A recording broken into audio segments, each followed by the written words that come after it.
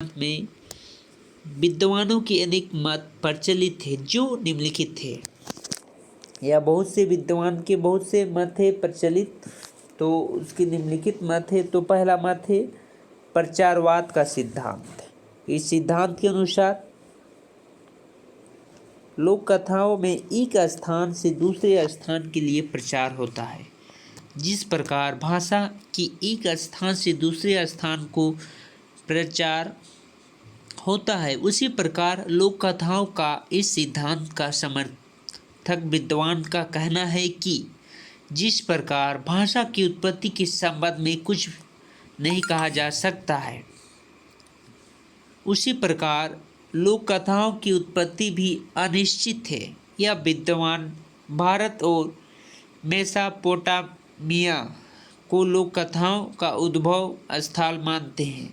मतलब भारत और मेसोपोटामिया को लोक कथाओं का उद्गम, यानी कि यहाँ से ही लोक कथाओं का उद्गम हुआ था। आलोचना। लोक कथाओं का उद्गम स्थल एक स्थान नहीं माना जा सकता है। लोक कथाओं की कथानक में भिन्नता इसका प्रमाण है। यदि लोक कथाओं का उद्गम स्थान एक ही होता तो विश्व भर की लोक कथाओं को कथानकों की समानता होती। इसीलिए यह कथन अति युक्तिपूर्ण है कि लोक कथाओं की उत्पत्ति भारत या मेसोपोटामिया में हुई, इसका कोई निश्चित प्रमाण नहीं है। यह कथन तो सत्य है कि लोक कथाओं का प्रचार होता है और वह मनुष्य के साथ तीव्र गति से फैलता है। अतः लोक कथाओं का उद्गम स्थल एक नहीं माना जा सकता। यानी कि कहने का मतलब है, यदि एक भारत और मेसोपोटामिया में होता लोक कथा का उद्भव, तो पूरा विश्व में एक ही प्रकार की लोक कथाएं कही जाती, यानी कि दोनों सब लोक कथाओं में सामान्यता होती, यानी एक प्रकार से। लेकिन यह नहीं है, यानी कि यह मानना गलत साबित होता है।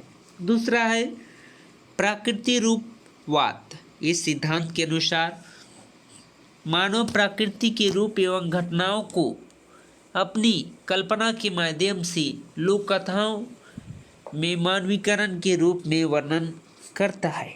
सूर्य का उदय और अस्त होना, वर्षा होना, बिजली गिरना, ओले एवं आंधी होना, चंद्रकलाएं आदि घटनाएं देखकर मानव उन्हें अपनी कल्पना के आधार बनाता है और उन्हें मानव की क्रियाओं के रूप में चित्रित करता है। वेदों में उल्लिखित इंद्र देवता वर्षा का रूपक है। वही देवता लोक कथाओं में राजकुमार और राजकुमारी के रूप में परिणत हो गए हैं।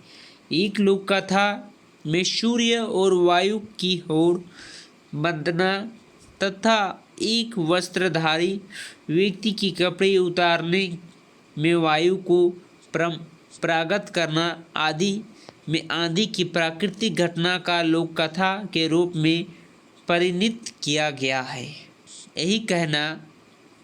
यही कहानी कल्पना की सहायता से इस रूप में आई है। आलोचना। इसकी क्या आलोचना है?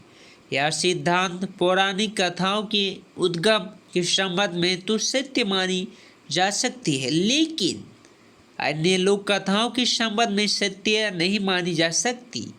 अन्य लोक कथाओं के उद्गम के लिए प्रसारवाद का सिद्धांत को मान्यता देना पड़ेगी, क्योंकि यह कथाएं भी प्रत्येक स्थान पर मिलती है। अतः अकेले इसी सिद्धांत को लोक कथाओं की उद्गम का सिद्धांत नहीं माना जा सकता। यानी कि ये जो है प्रकृति रूपवाद, ये अकेले लोक कथाओं का उद्गम का सिद्धांत नहीं मानी जा सकती।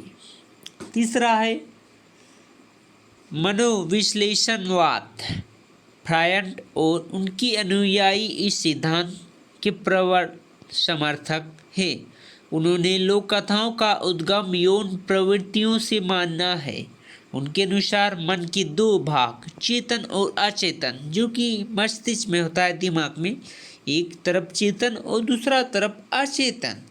मन की अचेतन भाग हमारा चेतन मन की अपेक्षा अधिक प्रवृत्त और प्रबल होती है। चेतन मन का निर्माण हमारे दमित वासनाओं के कारण होता है।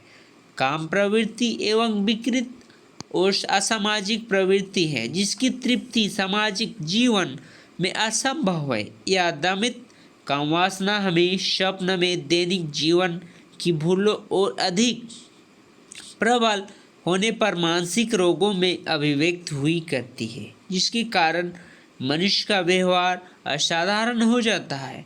उनके ज्ञान स्वयं मानव को भी नहीं होता। या यौन वासना बाहर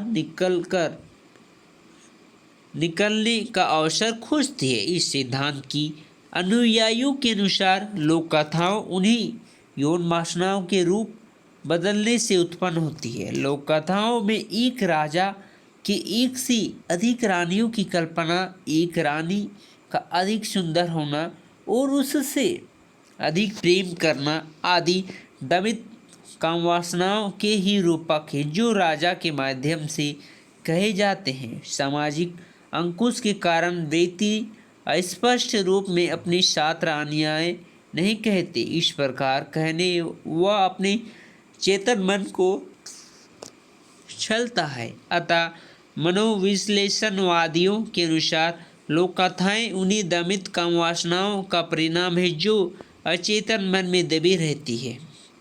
आलोचना: यह सिद्धांत भी कुछ लोक कथाओं के संबंध में तो सही माना जा सकता है, सभी के संबंध में नहीं। पौराणिक और धर्म कथाओं के संबंध में यह सिद्धांत लागू हो सकता है। चौथा सिद्धांत है इच्छा पूर्तिवाद का सिद्धांत। मनोवैज्ञानिकों के अनुसार मानव अपनी दमित इच्छाओं की पूर्ति के लिए सामाजिक सृजन, साहित्यिक सृजन करता है। अतः लोक कथाओं में उसकी दमित इच्छाओं की पूर्ति का परिणाम है। यह दमित इच्छाएं काम वासनाओं से पृथक भी हो सकती है, उनकी प्रति स्वप्न और कल्पना के माध्यम से होती है। आलोचना: इस सिद्धांत में अन्य सिद्धांत के पीछे अधिक बल है। राक्षस, भूत, प्रेत, परी, दानव, पशु, पक्षी आदि की लोक कथाओं उनकी विभिन्न इच्छाओं की पूर्ति का आधार हो सकता है, लेकिन अनेक ही सिद्धांत का भी लोक कथाओं की उद्भव का सिद्धांत नहीं माना जा सकता है। 5 में है व्याख्यावाद सिद्धांत। इस सिद्धांत के अनुसार लोक कथाओं अपने मन की रूढ़ियों, नीतियाँ, व्यवहारों, प्रथाओं और सामाजिक नियमों की व्याख्या करती है। यहीं तक कि नैतिकता की व्याख्या भी लोक कथाओं के माध्यम से होती है। एक उदाहरण द्रष्टव्य है। एक राजा सदैव अपने धर्म पर चलता है। उसकी धर्मावलंबिता को देखकर इंद्र डर जाता है कि कहीं इंद्रासन न छीन ले। इंद्र राजा के पास जाकर छल करके राज्य छीन लेता है। राजा राज्य के बाहर चला जाता है। अब उस पर विभिन्न आपत्तियां आती है। धर्म मानव का वेश धारण करके राजा की विपत्ति में सहायता करता है और उसकी रक्षा करता है। यह धर्म पर चलने के लिए नैतिकता की व्याख्या करती है। कहानी के अंत में कहा जाता है कि जिस प्रकार राजा अपने धर्म पर चला, उसी प्रकार अपने धर्म पर सभी को चलना चाहिए। विपत्ति के गिरने पर धर्म ने जिस प्रकार राजा की रक्षा की, उसी प्रकार धर्म सबकी राजा रक्षा करेगी। इसकी आलोचना क्या है? व्याख्यावाद को लोक कथाओं के उद्गम का एक कारण माना जा सकता है।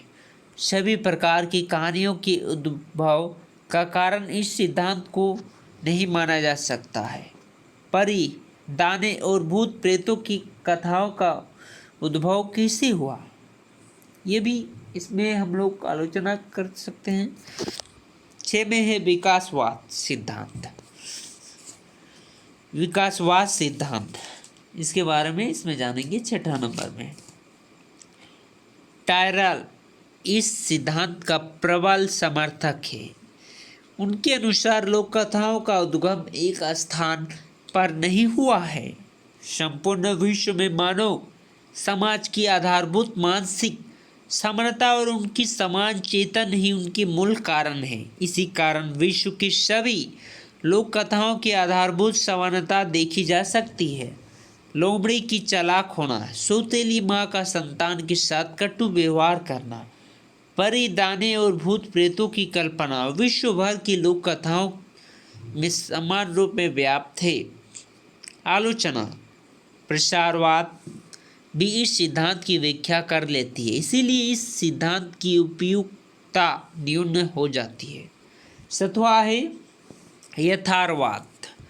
यथार्थवाद घटना के बार बार वर्णन करने, दोहराने तथा एक दूसरे से कहने के कारण लोक कथाएं परिवर्तित एवं परिवर्धित हुई है, इधर उधर फैलती है,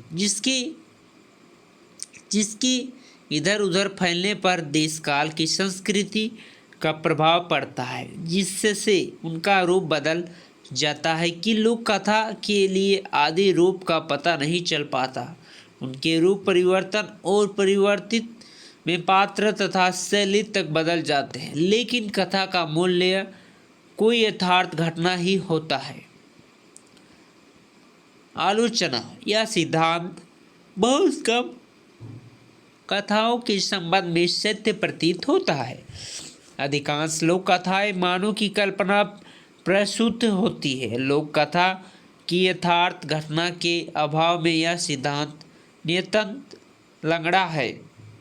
8 समन्वयवाद सिद्धांत।